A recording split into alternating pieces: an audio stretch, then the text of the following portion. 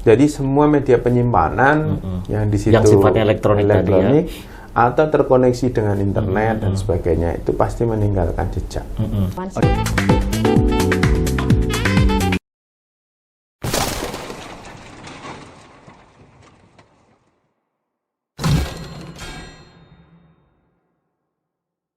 Assalamualaikum warahmatullahi wabarakatuh. Salam jumpa dalam OTT Literasi bersama Mufti.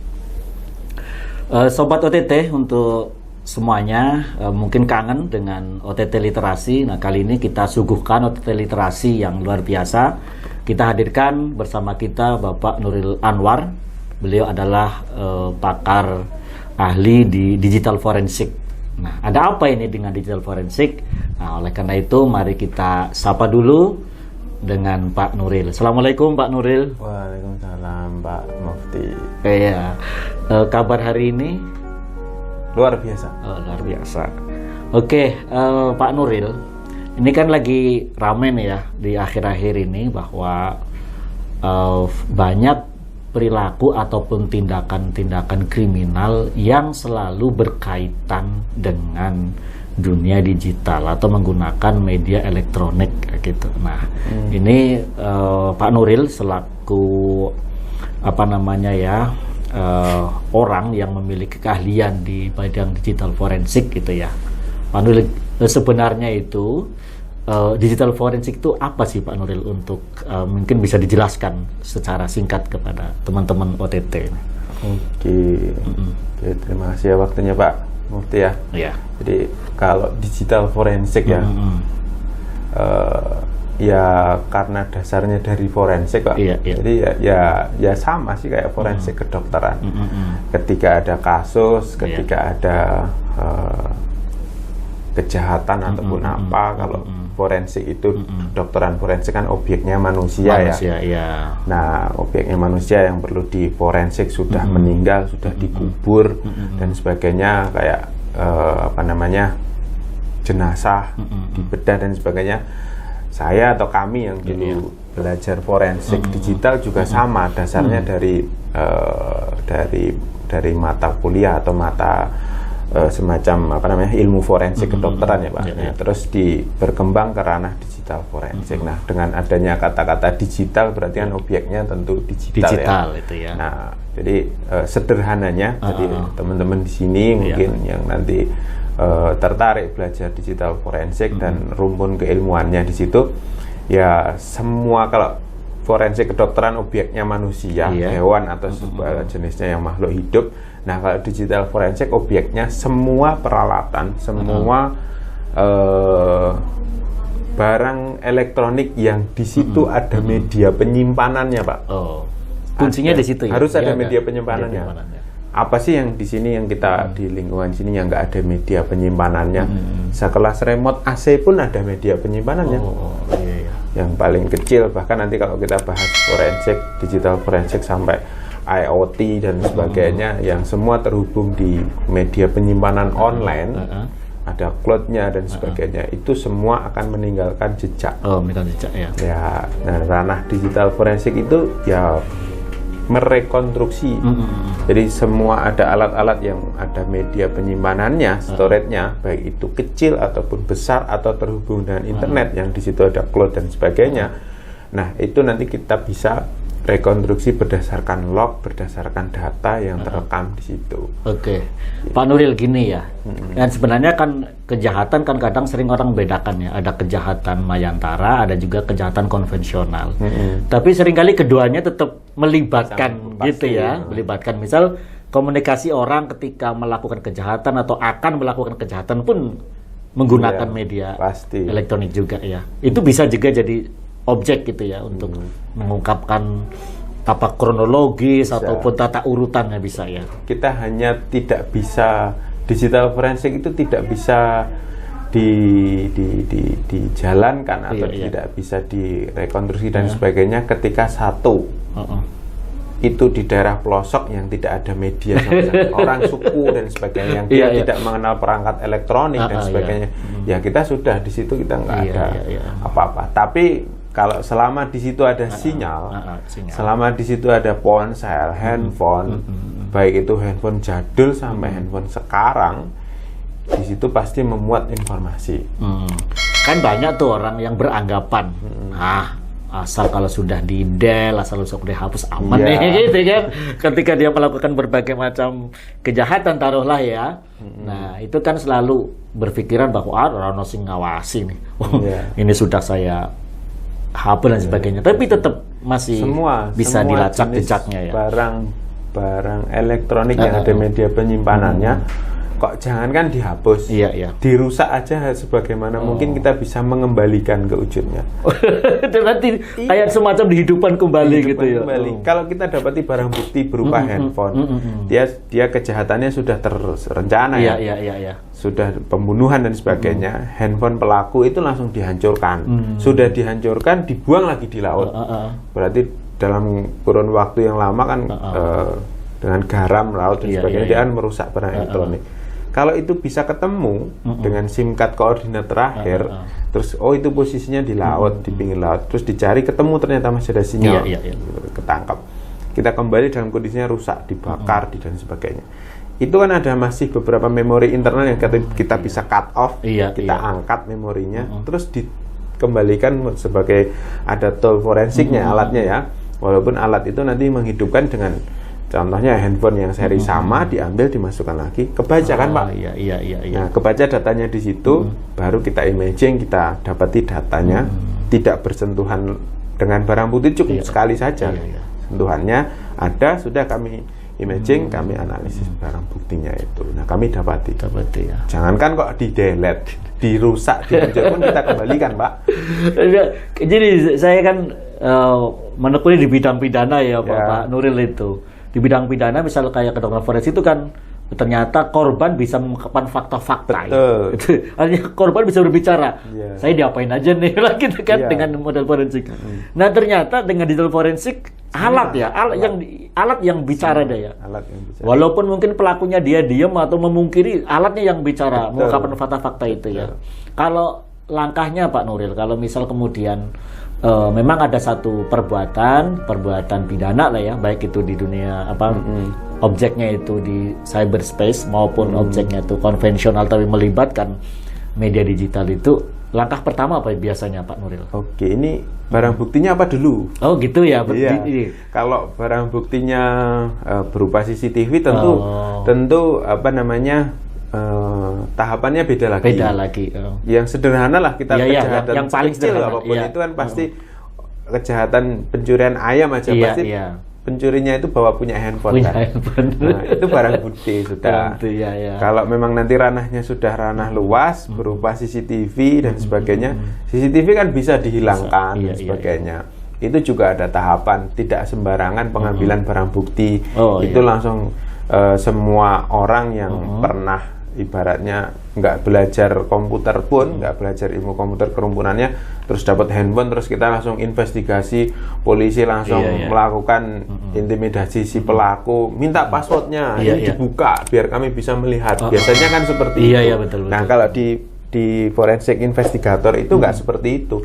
Dapeti handphone kondisi nyala, mati, terpassword dan sebagainya, ya kita nggak perlu tanya-tanya. Berarti akan berusaha untuk bisa bongkar itu ya. Kita tinggal colok aja Pak, pakai toolnya. Ada toolnya gitu ya. Jadi dicolok semua, langsung imaging semua, ketarik semua datanya, baru kita analisis. Nggak perlu intimidasi, ini passwordnya apa, kami mau buka. Itu kan nggak boleh itu. Jadi sebenarnya media elektronik itu aman ya aman, aman loh Pak. Ya nggak ada media elektronik yang aman. Nggak ada media elektronik itu yang aman. Nggak ada. Semua beresiko tinggi gitu. Dia dibuat password itu kan pasti ada password pembukanya. Ada master password. Kalau handphone di-root, di unroot nanti ada proses handphone di-root biar bisa dicari dan sebagainya. Ya alat itu diciptakan kan pasti ada sisi yang memang ini tidak diekspos Pak ya. Kalau ini diekspos, orang nggak mau beli produk brand ini. Ini keamanannya dipertanyakan. Nah, itu biasanya dideklarkan pas saat pembeli perangkat, handphone dan sebagainya. Ini software dan sebagainya itu biasanya handphone yang statusnya unroot ya. Unroot itu dikunci. Ketika handphone itu di-root, vendor providernya itu vendor mereknya misalkan merek A itu garansi langsung hilang Pak. Oh gitu ya. Karena ketika itu sudah masuk, dia versi development dia udah tahu di dalamnya semua. Nah, kita kalau melakukan forensik semacam barang buktinya handphone itu harus di-root dulu. Jadi kalau kita masuk root, kita cari password pattern untuk membuka handphone itu sudah selesai. Oh. Itu jejaknya tuh jejak misal jejaknya misal kapan dia mulai mengakses atau ke arah mana file itu ditutup apa tidak, tetap masih bisa. Semua kelihatan. Kan namanya ada, kalau kita belajar forensik itu pasti belajar waktu, Pak. Belajar waktu. Oh. Ini kapan dibuat, kapan dimodifil, kapan di-delete, kapan dimodifikasi. Nah, itu namanya timestamp. Timestamp waktu. Kalau kita membuat sebuah file atau file itu tercreate sebuah aplikasi, itu pasti kan ada identitasnya. Identitas itu berupa timestamp. Waktu kapan dibuat, siapa yang membuat itu ada, siapa yang mengakses. Dan ini di-delete atau enggak. Kalau ke-delete nanti juga di-restore ada waktunya, kapan delete-nya. Nah, itu. Nah, forensik itu kan merekonstruksi sebuah kejadian sesuai dengan permintaan waktunya kapan dan kita temukan, sehingga rekonstruksi itu tidak bisa dipungkiri dari sisi si pelaku maupun korban. Tapi ahli digital forensik juga tidak sembarangan ya. Bisa kemudian, oh saya ada orang ngongkon nih ini apa perintah itu ya. Saya agak sentimen sama orang itu tuh. Coba tolong dong dilacak ini tidak bisa ya, tidak boleh kan. Dia punya lisensi. Lisensi itu perizinan untuk melakukan investigator itu harus ada. Berarti itu termasuk pelanggaran hukum juga kan dia kalau mengintercept orang lain. Jadi kalau kecuali proses penegakan hukum ya. Jadi kita sebagai forensik investigator itu bekerja berdasarkan surat perintah kerja. Biasanya dari pihak hukum, kalau sederhananya ya dari penyidik biasanya. Penyidik minimal itu kan surat tugasnya pangkatnya kalau di kepolisian ada AIP kalau nggak salah.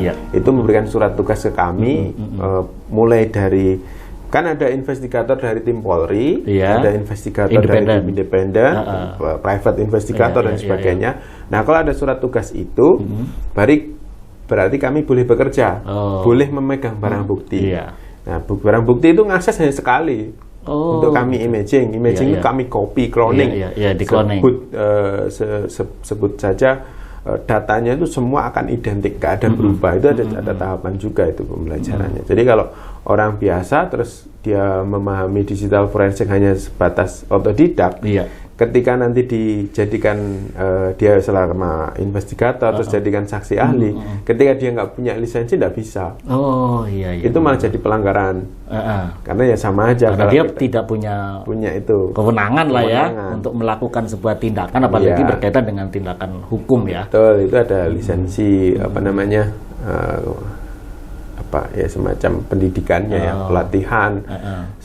Itu tarafnya internasional, Pak. Bisa dia sebagai investigator dimanapun, ikut lembaga manapun, independen maupun pemerintah atau personal dan sebagainya bisa. Itu jadi memang perlakuan dari masing-masing benda-benda elektronik berbeda-beda ya. Kayak tadi CCTV, kemudian handphone, kemudian mungkin tadi remote ternyata juga bisa. Proyektor aja, Pak. Proyektor itu kan dia ada menu freeze, menu beku. Ketika laptop dicabut, itu kan ada image yang di capture untuk ditampilkan. Itu juga ada memorinya. Printer aja, kita ngeprint, nge-send ke printer, proses printing, komputer kita matikan, kita close kan masih ngeprint. Berarti ada spooling. Jadi ada memori buffer di printernya. Ada. Itu bisa jadi objek ya? Bisa. Mesin fotokopi aja, Pak.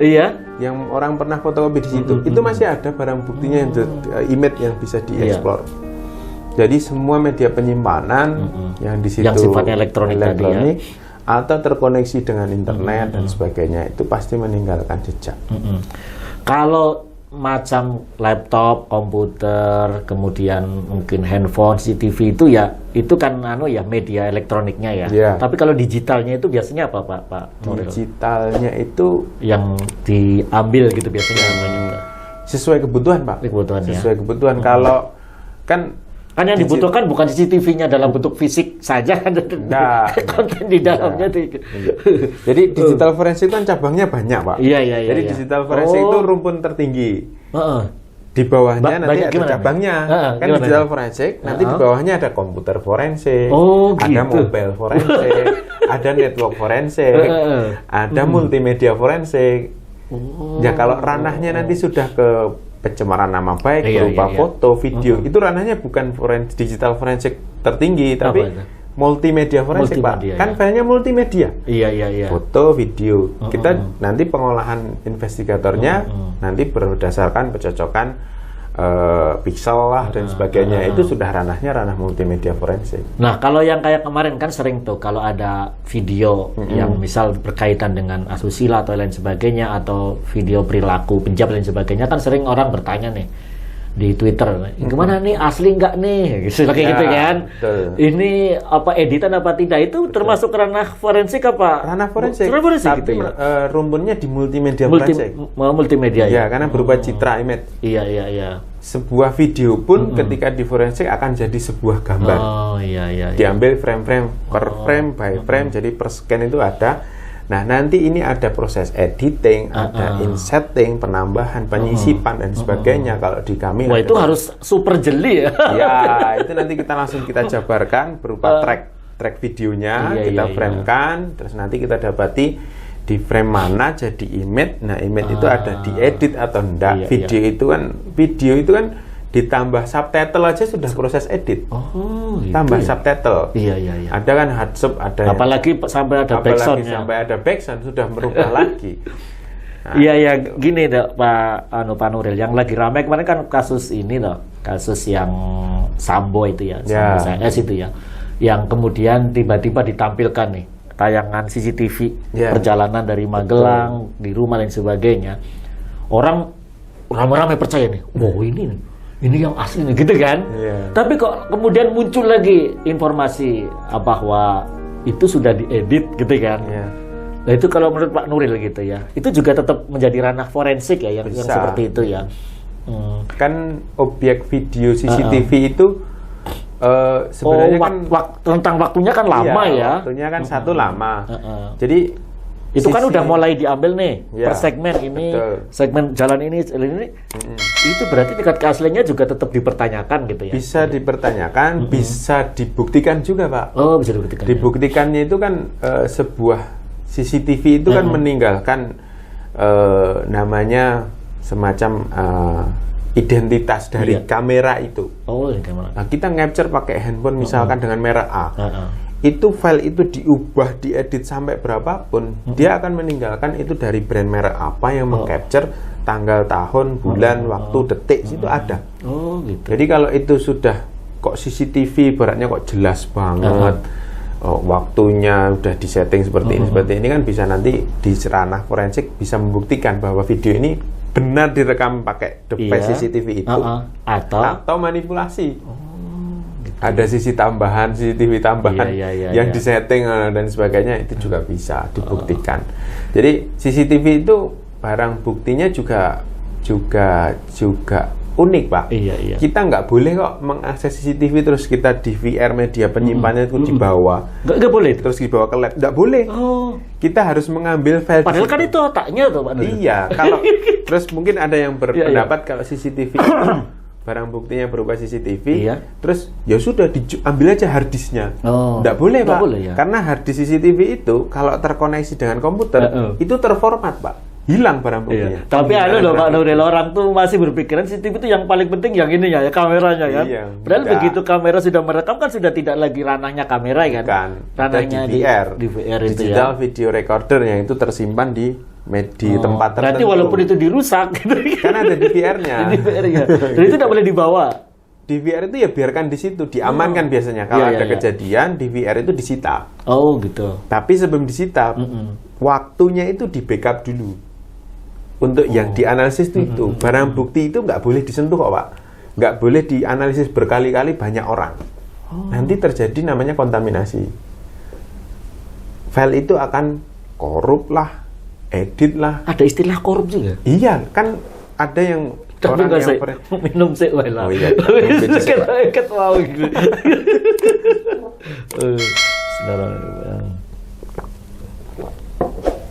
Jadi file CCTV tadi yang biasanya keliru tuh orang dapat ya, kita ini CCTV yang sederhana aja, Pak. Di lingkungan rumah-rumah kita atau di jalan terus ada pencurian lah.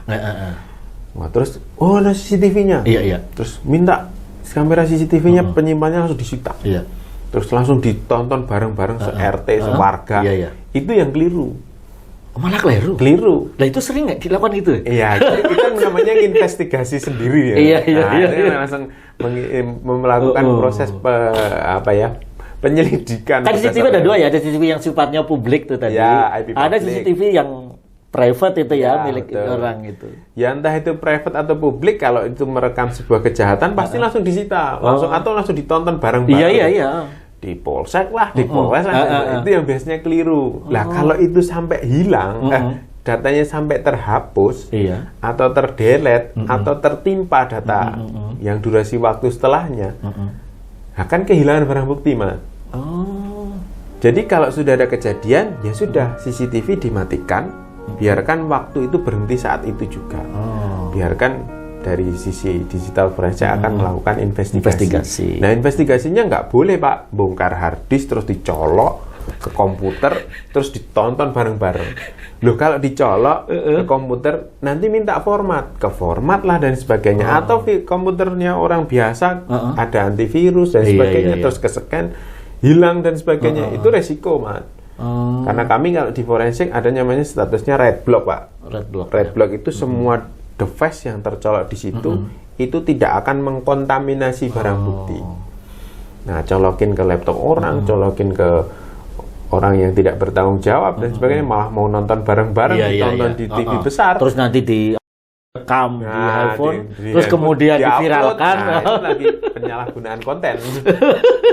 Jadi di copy saja, kan ada colokan di situ untuk media backup. Tapi itu pun lagi-lagi yang bisa melakukan itu adalah orang yang memiliki tentu yang punya privilege akses ruang DVR itu, Pak, minimal ya satpam ataupun apa, dan itu nggak sembarangan bisa mengakses itu.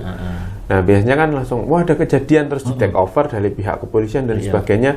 Nah, padahal kan ini yang apalagi lembaganya yang bermasalah dari orang itu ya, dalam lembaga situ yang mengakses orang dari situ. Nah, ini kan bahaya.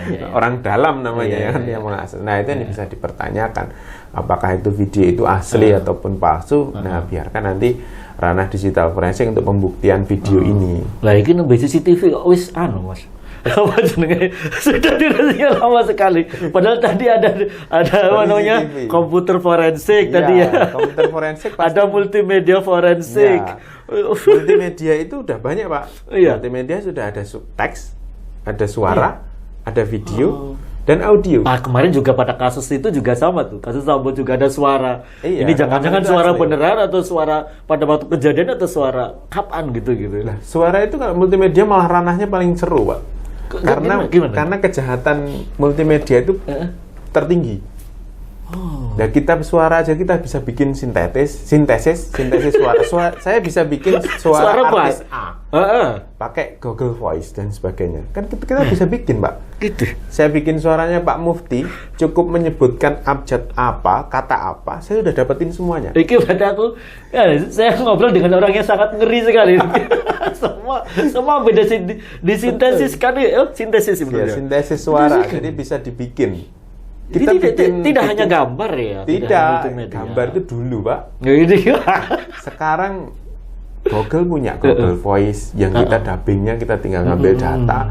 Kalau kami namanya di kerumunan komputer kan belajar ada namanya gini berarti kalau mau fitnah orang ya gampang juga. Gampang sekali pakai konstruksi. Pakai orang-orang IT ya. Gambarnya, kemudian suaranya bisa dimiripkan gitu ya. Jangankan kok gambar.